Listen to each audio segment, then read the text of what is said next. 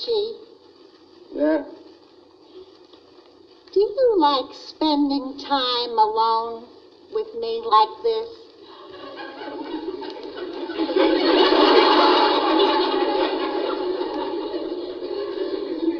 I don't mean just now. I mean whenever. Do you? Of course I do. Why do you even have to ask a thing like that? Because I read somewhere that if two people enjoy being alone together, that's the acid test of a good marriage. All right, Edith, we got 100% acid marriage, all right?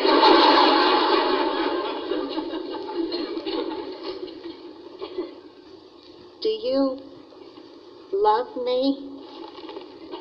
Where the hell are you getting these questions? From Fiddler on the Roof. Oh. The wife asks the husband, do you love me? Yeah, I heard it on the radio. And the man in the song couldn't give her a direct answer either. Edith, I give you my answer every day. I live with you, I take care of you. I go to work, I come home, I go to work, I come home. Now I'm reading, will you? But do you love me? Will you stop that? You sing like a piece of chalk on a blackboard. Now, what's that look for? What look, Archie? You got that same look the time you gave 50 cents to the Black Panthers because you thought they were going to preserve our wildlife.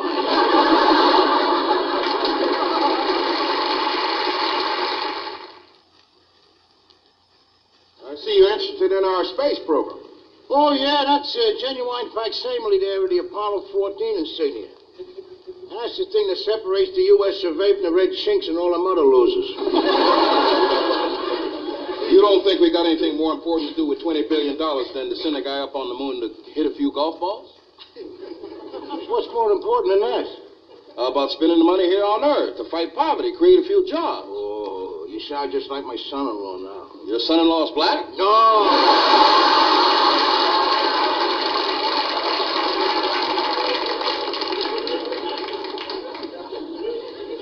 He's only a Pollock.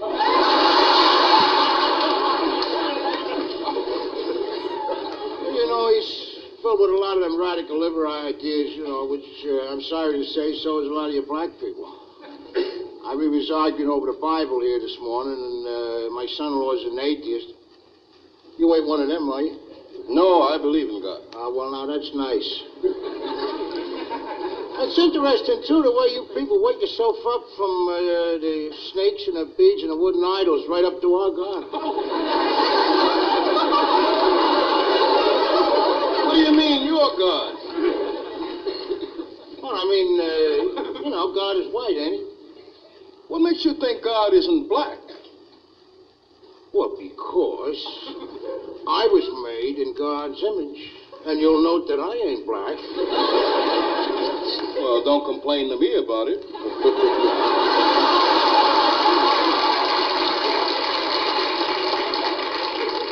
I ain't complaining about nothing. I just mean all the pictures you ever see of God. He's white, like took that Dago artist that painted God on that ceiling over Rome. Remember that? You mean that white Dago artist that painted it? Yeah, but every picture I ever seen of God, he's white. Well, maybe you were looking at the negative.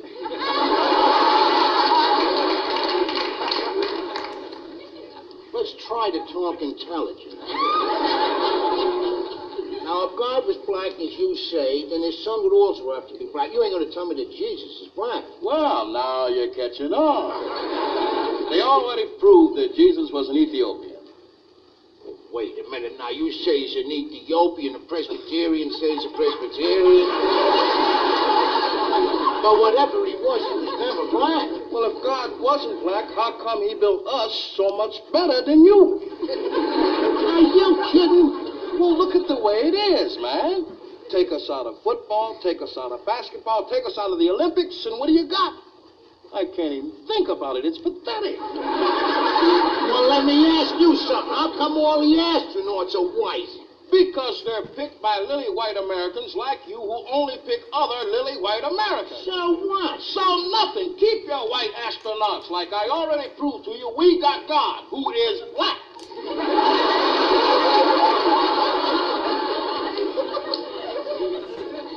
Well, the only answer to that is...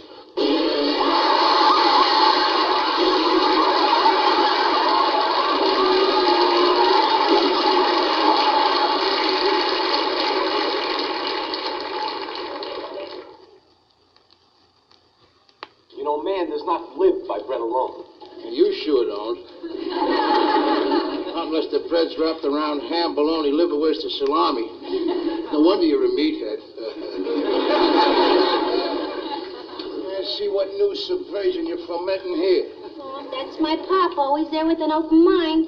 Now listen, little girl, my mind's just as open as yours is, except naturally when it's closed, because the facts of the case is already known to me. Edith, do you know what you're stuffing them envelopes with? No, I didn't read it. Well, you're stuffing them envelopes with radical liberal garbage. Why don't you stop putting labels on things you don't understand? Well, I understand this, all right. Queens Free Clinic, a place for the high school dropout, the teenage runaway, that will provide free food, free medical attention, free treatment for VD.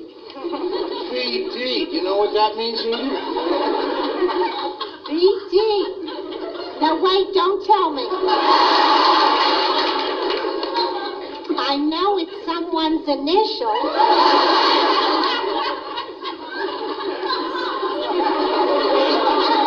When you ask a dingbat a question, you get a dingbat answer. Daddy, I don't know what all this fuss is about. They have clinics like this all over the country. Well, why should them dropouts get anything free, huh? When I was a kid, you had to be in the Army to get free shots for PT. Don't worry, Arch. I'm sure the Army still gets its charity action. I keep thinking it had something to do with flags and parades and things. What's it, huh? Huh? I know. VD Day.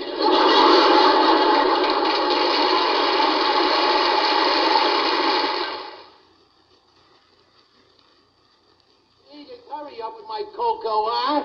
I want to get to sleep. I gotta go to work in the morning. Archie, you could be in bed right now if you weren't so narrow-minded about this thing. I ain't narrow-minded. I just refuse to have any uncertified goings-on under this roof. No. You just got a hang-up about sex. I ain't got no hang-up about that. No hang-up. You can't even say the word sex. There's women around here, you palooka. I don't use four-letter words around women. Admit it, Daddy. Your whole generation's afraid of sex. Oh, listen, little girl, if I was afraid of it, you wouldn't be here. Right, Edith? I'm trying to remember.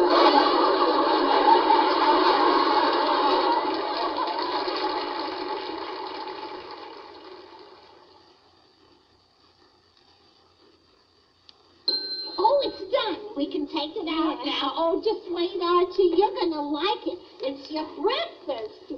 Bacon souffle. Oh, I ain't going to eat none of that. What happened to my eggs over easy and my crispy bacon? Well, Gloria and I were talking about creative cooking, and she found this recipe right on the egg carton. See? A cheerful change from the humdrum morning fare. You're a pimp, you know that. What day of the week is this? Sunday. And what do I have for my breakfast every Sunday of my life, Edith? Prune juice, just 6 ounces. Eggs over easy, drain the grease. Bacon crispy, drain the grease. Toast 3 slices, buttered lightly, and coffee. Mountain grown. Right. Boy, oh boy, a woman sure has no chance to express herself around you. It's as if she were in prison. She can't grow, she can't change. She's second class, half a person. Hold it there, little girl. Oh, them ain't your words. Where you getting all that from? Oh, Gloria has been reading a book about women's lib. Oh, gee. 3 books, Daddy, and I didn't read them, I devoured them. Edith, are you listening to this over here? A dreaded disease is infiltrating our home, and your daughter's bringing it in here. I suppose next you'll have you prancing around in hot pants and burning your brassieres.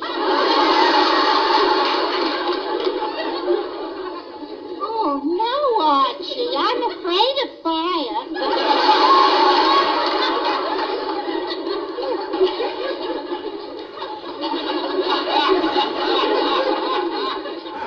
You see what you're doing to her? You're choking her spirit, her entire personality. Here's a woman who will never, ever realize her full potential, and it's all because of you, Daddy. I just want to eat. Tell him, Michael. Tell him what he's doing to her. Mike, it ain't enough that he's a pinko and an atheist. You're going to turn him from a man into a morphodite? What's a morphodite? A freak with a little too much of each and not enough of neither.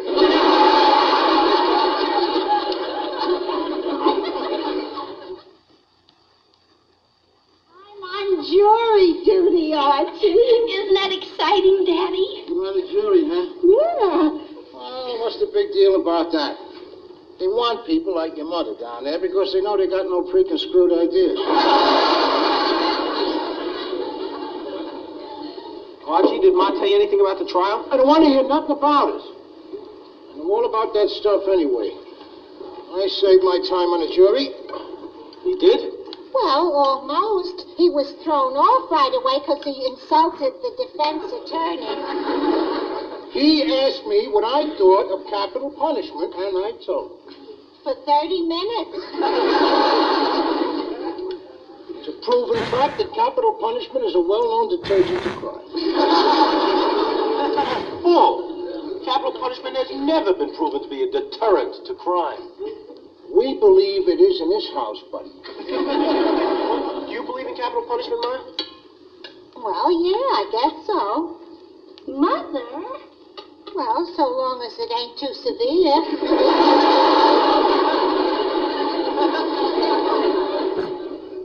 Oh, good night, nice. Look at this. Well, what is it? What is The jury in the Rodriguez trial sent by listen, read it yourself. It's right there. The jury in the Rodriguez trial was sent back to continue deliberations today after the judge refused to accept a hung jury. It is rumored that one lone juror is blocking a unanimous verdict.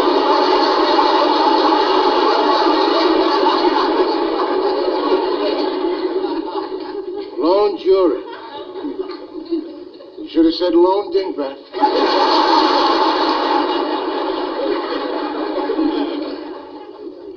Mrs. Bunker, it's time we stop coddling these criminals. Those mad dogs have got to be put behind bars. He's not a mad dog. He's a nice-looking young boy. Well, then look at it this way. We'd be doing that nice-looking young boy a favor by taking him out of that rat-infested ghetto and put into a nice, clean prison.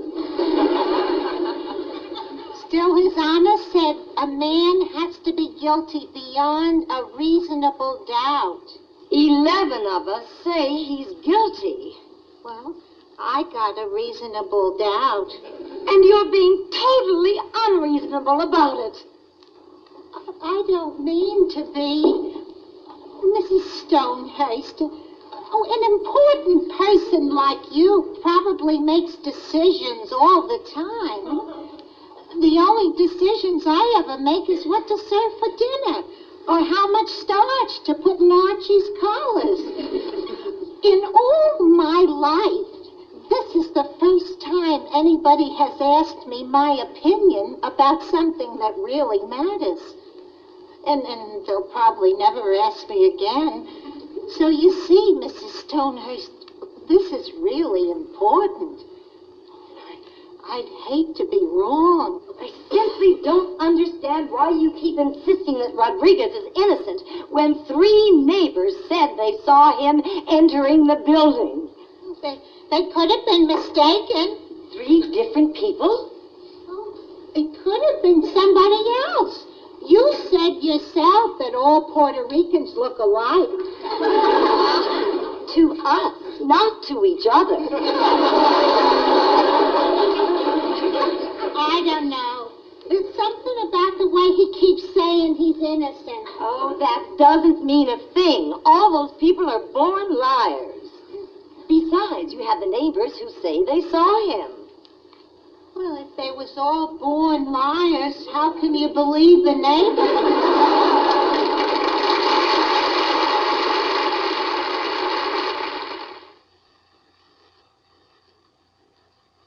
Archie, you switched from a brush to a spray can shaving cream? I did? What's it to you? Oh, nothing, except the spray can you bought looked a lot like my deodorant. Last week, I reached for the liquid hair net, and I sprayed my head with room deodorizer. All day long, I reminded myself of the great outdoors. I told you before, Edith, you gotta do something about all them different spray cans in that bathroom. I know. Wow, this sounds just like my house. Oh, yeah? How do you people handle a problem like that, Lionel, of spray cans, you know? I mean, with 8 people using an apartment, the families, and 20 people sharing a bathroom now? Well, first, it's only 4 families to an apartment, and only 16 people sharing a bathroom. And anyway, what we do is we take all our spray cans and shove them into special shelves. So what you could do is shove yours.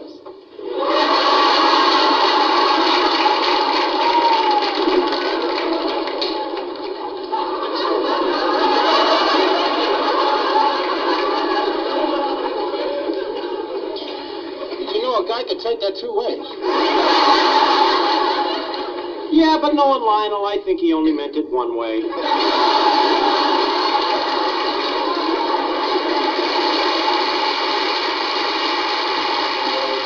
Glenn Miller played.